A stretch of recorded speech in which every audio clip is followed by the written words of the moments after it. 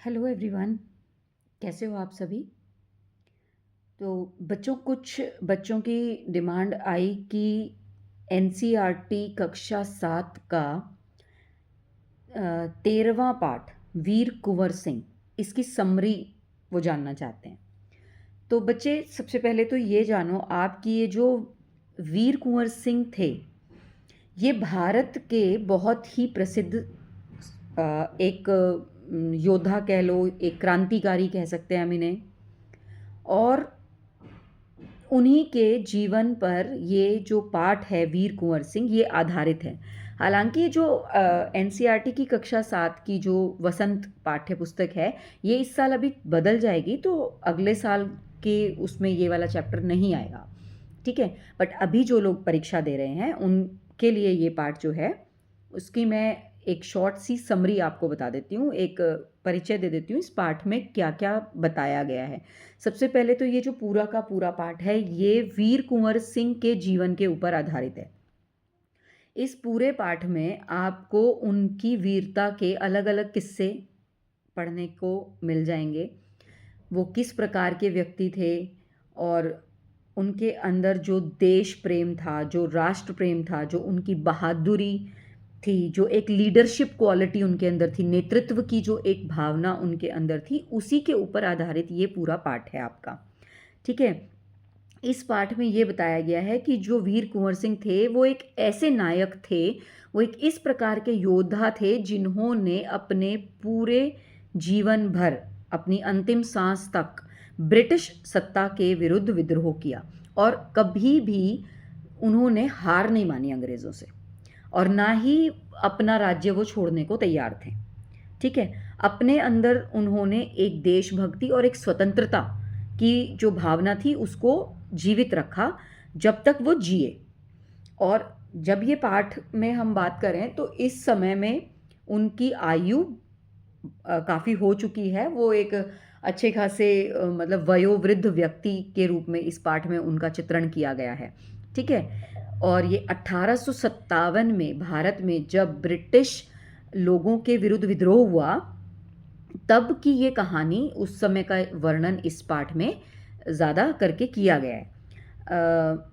8 अप्रैल को 8 of April 1857 1857 में क्या हुआ था, मंगल पांडे को अंग्रेज़ों के विरुद्ध विद्रोह करने के लिए फांसी दे दी गई थी। ठीक है, तो मंगल पांडे को फांसी हुई 10 मई 1857 को। फांसी के बाद, मंगल पांडे की फांसी के बाद उनको जब 8 अप्रैल को फांसी हुई, तो 10 मई 1857 को मेरठ में जो भारत के सैनिक थे उन्होंने अंग्रेज़ों के विरुद्ध एक आंदोलन छेड़ दिया।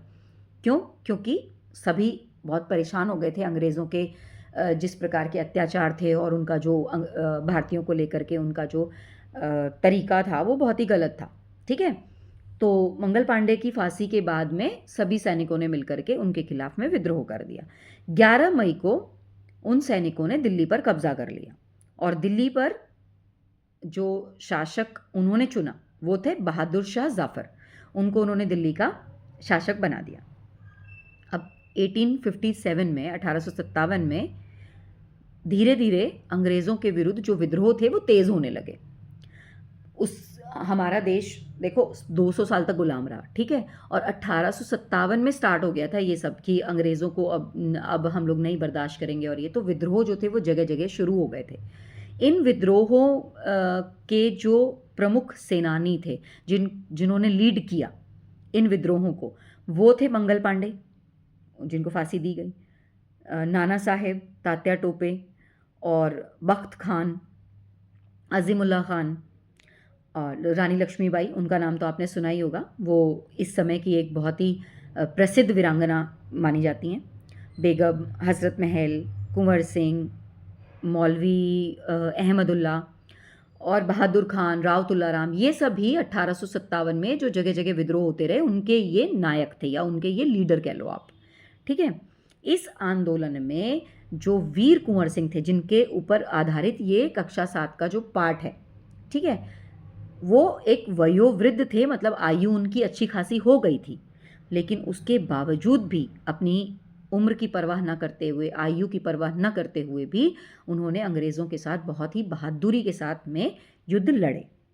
अब इनके जीवन के बारे में थोड़ा सा जानो कि इनका जन्म हुआ था वीर कुंवर सिंह का 1782 1782 में। कहाँ हुआ था? बिहार के शाहाबाद ज़िले के जगदीशपुर नामक रियासत में ये जन्मे। इनके पिताजी थे साहिबजादा सिंह और इनकी माताजी का नाम था पंचरत्न कुंवर। ये इनके जो पिताजी थे वो भी बहुत ही वीर योद्धा थे, स्वाभिमानी थे बहुत, और उदार भी थे, लोगों की मदद भी बहुत किया करते थे। इनके पिता की मृत्यु हुई 1827 में। इन्होंने जगदीशपुर रियासत की जिम्मेदारी संभाल ली। पिताजी की मृत्यु के बाद में अपनी रियासत को इन्होंने संभाल लिया और अंग्रेज़ी जो सरकार थी उसके विरुद्ध इन्होंने कभी घुटने नहीं टेके। 25 जुलाई 1857 को दानापुर में सैनिक टुकड़ी ने विद्रोह कर दिया। किसके खिलाफ? अंग्रेज़ों के खिलाफ, ठीक है। और सोन नदी को पार करके आरा डिस्ट्रिक्ट की तरफ में वो चल पड़े। कुंवर सिंह ने आरा पर विजय पाई और आरा जो था वो सेंटर बन गया, क्रांति का गढ़ बन गया, केंद्र बन गया वो। उसके बाद में जमींदारों का अंग्रेज़ों के साथ मिल जाना। जमींदारों ने क्या किया? गद्दारी। कैसे? अंग्रेज़ों के साथ में जाकर के मिल गए। एक तो ये रीज़न कि जमींदार लोग जो थे वो अंग्रेज़ों के साथ जा मिले। दूसरा रीज़न ये कहेंगे कि जो भारतीय सेना थी या वीर कुंवर सिंह की जो सेना थी उनके पास में आधुनिक हथियार नहीं थे, लेटेस्ट वेपन्स नहीं थे उनके पास। और तीसरी बात ये थी कि जो सैनिक थे इनके वीर कुंवर सिंह के, उन में आपस में एक तालमेल नहीं था, ठीक है। तो इन 3 कारणों, ये 3 मेजर रीज़न रहे। एक तो सेना में अनुशासन की कमी, दूसरा लेटेस्ट वेपन्स नहीं थे, आधुनिक हथियारों की कमी, और तीसरा जो जमींदार थे वो जाकर के मिल गए अंग्रेज़ों के साथ। तो ये 3 मुख्य कारण रहे। यहाँ पर जगदीशपुर में अंग्रेज़ों की सेना जो थी वो हावी हो गई और वीर कुंवर सिंह की सेना हार गई, ठीक है। और लेकिन देखो, सेना हार गई मगर इन्होंने हार नहीं मानी और ये अगले युद्ध की तैयारी में लग गए। अब इन्होंने युद्ध जारी रखे। 22 मार्च 1858 को आजमगढ़ पर कब्जा किया। अंग्रेज़ बार बार आक्रमण करते रहे, ये बार बार जवाब उनके देते रहे और इन्होंने अंग्रेज़ों को हराया। 23 अप्रैल 1858 को ये जगदीशपुर चले गए।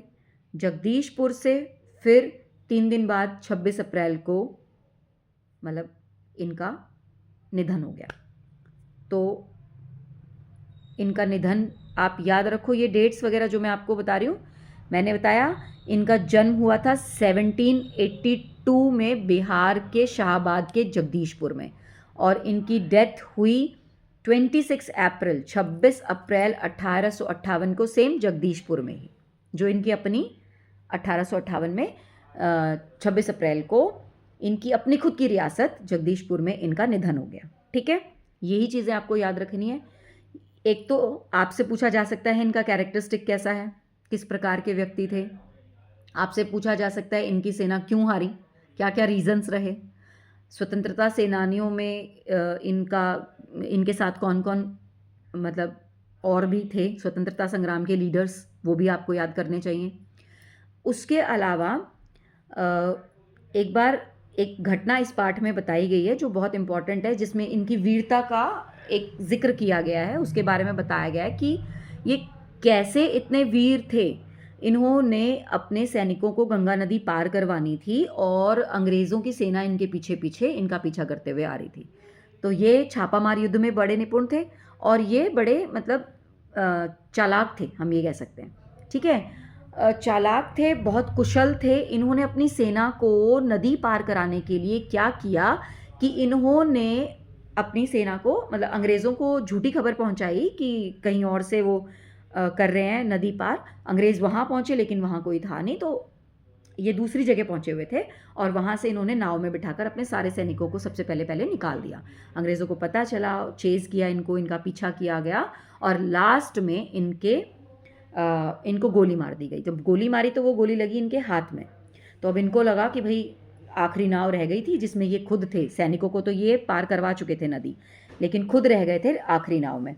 तो जब इनको गोली लगी तो इनको लगा कि कहीं जहर ना फैल जाए और किसी और को कोई परेशानी ना हो जाए। इन्होंने अपना खुद का हाथ काटा और उसको गंगा नदी में समर्पित कर दिया। ठीक है, तो इससे पता क्या चलता है कि ये बहुत ही बहादुर थे, वीर थे और साहसी थे, नीति कुशल थे, रणनीतियाँ बनाते थे। बिहार के सोनपुर में एक मेला लगता है। ठीक है, वो मेला हर साल लगता है, एशिया का बहुत बड़ा मेला है, उसको पशु मेले के नाम से भी जाना जाता है। उसमें एलिफेंट्स को, हाथियों को खरीदने और बेचने का के लिए फेमस है, वो प्रसिद्ध है। वहाँ पर हाथियों का व्यापार होता है, वो हाथी खरीदे जाते हैं, हाथी बेचे जाते हैं। तो वहाँ पर ये जाते थे और क्या करते थे, योजनाएं बनाते थे युद्ध के लिए। ठीक है, अंग्रेज़ों के विरुद्ध योजनाएं बनाते थे। उस समय में कोई टेलीफोन वगैरह नहीं होते थे। ठीक है, तो करते क्या थे ये अगला युद्ध कहाँ होगा, कैसे होगा, क्या नीतियाँ बनेंगी, वो नीतियाँ सारी ये जो बनाते थे वो उस मेले में जाकर भेस बदल कर जाते थे, छुप छुपा कर, और वहाँ जा कर के ये वो रणनीतियाँ अपनी बनाते थे। ठीक है, तो अब आप लोग अच्छे से इसकी समरी को समझ गए हैं, तो एक बार अपने चैप्टर को पेपर से पहले ज़रूर पढ़िएगा और ऑल द बेस्ट, बाय।